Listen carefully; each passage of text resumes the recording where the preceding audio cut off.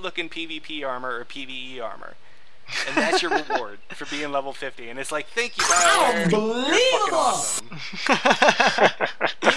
It's not good. It's not good. They do not have a lot of time. 25, I said in the article, I'll say it here, 25% drop is going to feel like a light spanking compared to what they're going to see in the next 3 months if they do not institute server merges immediately. You did say light S&M. No, you said light S&M. I just wanted to correct you, which is the same thing. I'm just, being a dick. Whatever. The technicalities. Yes. But no, what they're seeing now is they're saying that, early summer we're going to institute these character transfers. And free character transfers are going to go to certain servers. It's like if you want a free character transfer, we'll transfer you to you. They're basically saying we'll transfer you from your low pop to a low population server to another low pop. and we'll build that server up. And it's like, no, that's bullshit. You let people go where they want to go. You kind of fucked us.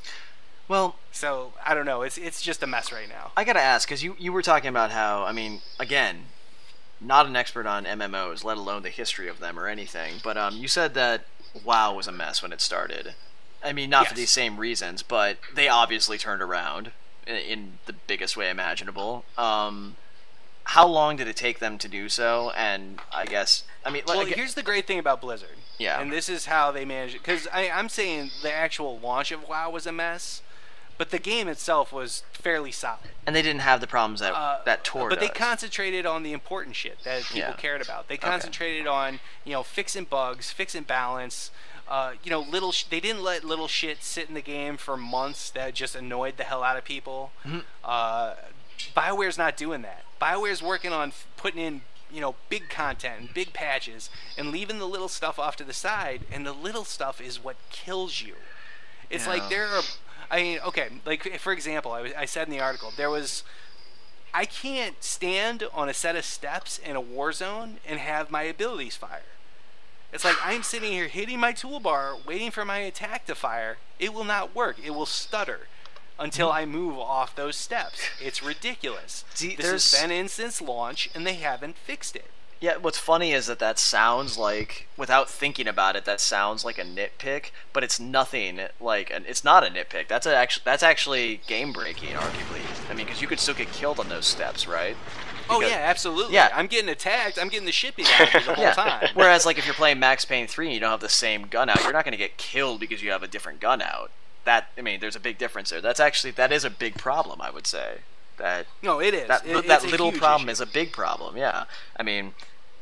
What if BioWare tried to? Why don't they just have separate teams, like a separate team working on the little issues at all times, like a support team, and then their main efforts or whatever can still remain on producing big content, like you're saying. I honestly don't know how their structure is set up. I don't know how their teams are set up. I haven't heard of any layoffs at BioWare. Usually an MMO launches and you start seeing some layoffs in any game that launches. You start seeing some layoffs and whatever, and people have to go find other jobs and shit after a game is done. I haven't heard from that from BioWare, so as far as I know, the full team is still there working. Well, it sounds like they're working on the right shit. Right, no, it sounds like what you're saying before is that's kind of what BioWare's MO is. They'll just keep focusing on the big, large story content for your single-player game, and then they'll maybe get around to these MMO issues, which are actually, really significant. Yeah, and it's weird because SOE did the same thing with Star Wars Galaxies, and it ruined that game. They didn't listen to the community until it was too late. And people can only sit there and be ignored for so long. Yeah. Or we can only be patronized for so long. You always get the forum posts from random dev number 27 saying, "Oh, we're listening to you. Your feedback is very important to us," but nothing ever changes. Yeah. It's like we've seen this in MMOs before, and it's like BioWare's just making the same mistakes that every other MMO that went and died did. Yeah, died-ed. Died-ed. Did I say died-ed? You did say died-ed, yeah. I meant to say died. Well, that is why you fail, like BioWare. Fuck you. I'm just kidding. No. To close this out, actually, I should ask you this, as somebody who plays Tor. Well, Joe, you don't play Tor, do you? No. Okay, just making sure. But to close this out, I should ask you, okay, you're probably going to stop playing if they don't fix it in 2 weeks. No, my sub's done. Oh, it is done? Okay. Yeah. Well, then, probably gonna. you're right. They don't have very much time, most likely, and they probably are going to lose quite a bit of subs. What are they going to have to do to bring those people back with their next thing, like their next that's release? the thing. They've got 1.3, the next patch coming out, and apparently this is going to address all the issues that 1.2 created and create new ones. kind of finish up. It's basically 1.3 is basically going to be 1.2.5. Yeah. It's like, all the shit that they fucked up or missed in 1.2 will probably be in 1.3. Ranked war zones will be in 1.3, I think. If they get it working, who knows? Will that bring people back, though? That's the thing. That's the thing. It's like it will bring some people back, but it will not repair the damage. It'll bring some people back for a time, but it's not gonna fix the leak. It's not gonna keep the dam from crumbling if they don't address these issues right fucking now. If they wait till early summer like they're projecting, it's gonna be too late. The game's gonna be done. Like in the long run, yeah. Oh, I guarantee you, if it keeps on this track, we will see the Old Republic go free to play before the end of the year. That's awesome. Because EA doesn't care. EA publicly, apparently there was an EA executive that talked to somebody about this, like in an interview. I don't know if it's legit or not, honestly. I saw it on a website, I read it. It seemed legit, but it was unnamed EA executive, so who knows. But he said the Old Republic isn't even in EA's top 5 priorities right now. Wow. He said it stands right about the same place as Tiger Woods golf. As far as commitment from the publisher to make a success. He was like, yeah, of course we want to grow the product and we want it to be successful, but as far as our priorities are set, it's not in the top 5. Top 10, sure. Top 5, no. Which is ridiculous if you're in business in an MMO. Can't be that way. Yeah, that sounds like a really off-the-cuff interview that probably they did not want to have come out. But it's probably totally true. I mean, Madden 2013 is at the top of their priority list. Oh, probably at this point, yeah. Yeah. I don't know. The game's in bad shit.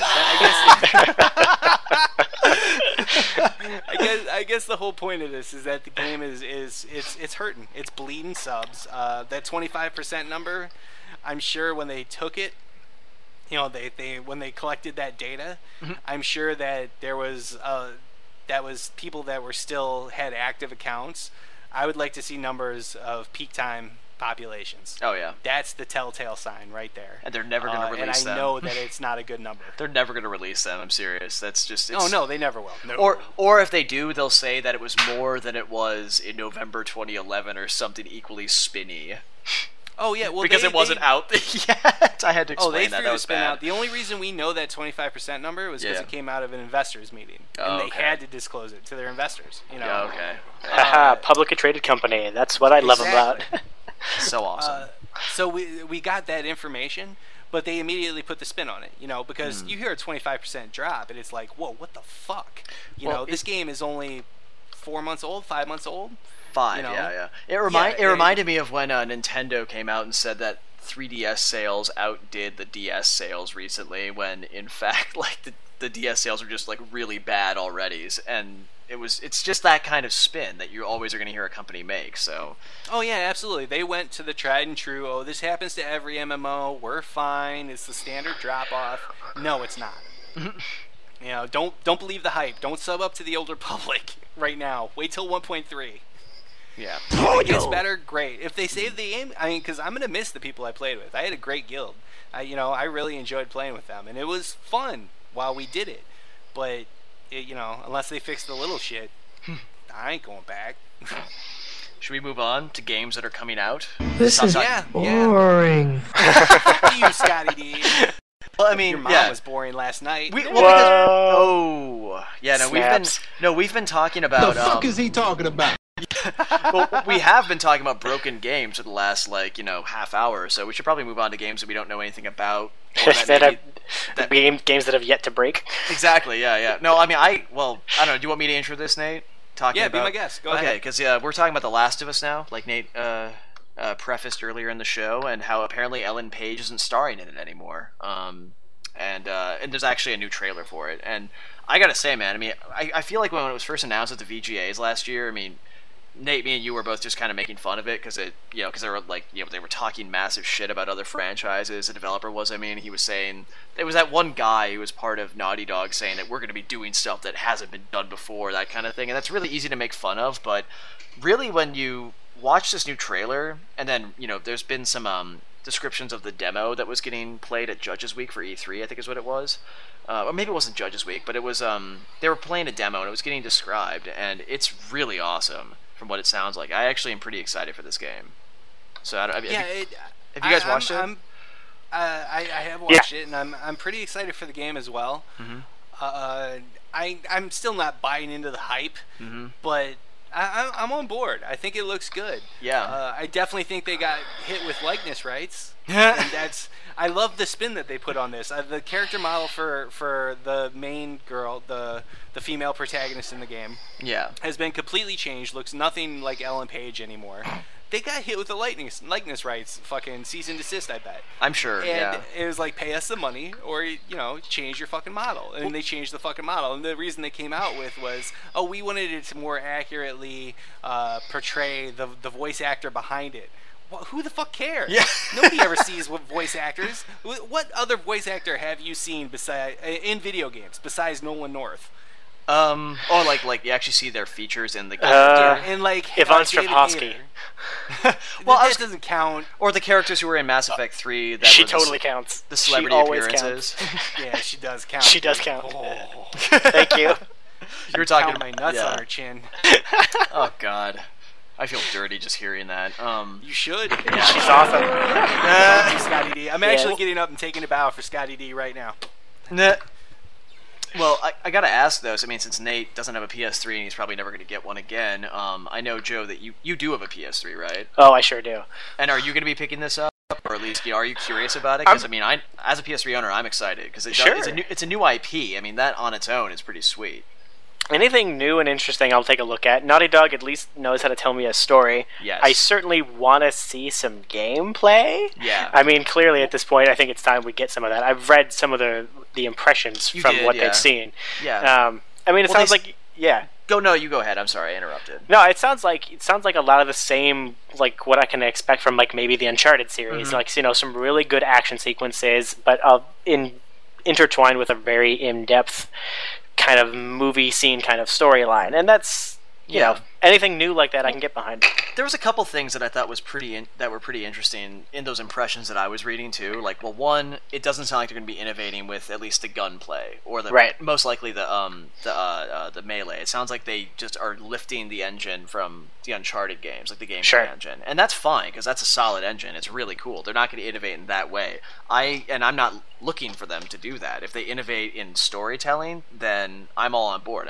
I don't really, but putting innovation aside, there was one thing that I'm kind of surprised people haven't mentioned really in talking about this new trailer. They're not fighting the zombies, the parasitic, or what the hell is that? The fungal zombies, which is actually a pretty original concept when you think about it for a zombie story. But they're not fighting the fungal zombies in this, so it sounds like you're not only going to be fighting these zombie creatures, you're also going to be fighting other survivors, kind of like in the recent I Am Alive. Right. And I think that's really cool. That shows variety. That means that you might come across a situation in which you see the zombies going after these other survivors, and you can choose to help them. And I don't know. I guess what I'm wondering is how much choice and openness factors into this game, or if it's just going to be like a sort of more like Uncharted, like there really is no choice in it. Right, depending on how linear and how tight that storyline needs to be made. But no, I'm always about choices in these kind of video games, and especially with something like this. I like the Uncharted series. I thought it's a great looking game. I thought it was a really good engine. I thought it had a lot of really strong points. But at the end of the day, if you make something too linear for me, I'm going to get slightly drawn out. Like, that's why, the God of War series, for example, doesn't work as well for me. Because it's very linear. But something like this, if you give me choices in a post-apocalyptic setting, I'm all in. Yeah. Well, you didn't try I Am Alive, did you? No. Okay, see, I posted a review recently of that game, and that game implemented choice in a really interesting way at times. Like, it really did. You know how, like, you hear developers going on and on about the implementation of of choice in games. Yes. And how it's most of the time complete bullshit. Yes. I was blown away by the level of choice you could get in I Am Alive, because it literally did affect you at a moral level if you were invested in the game. And I don't know why you'd be playing it if you're not invested in it, so, Right. But in this case, I'm wondering if they're going to do something like that, or if it's going to be more like that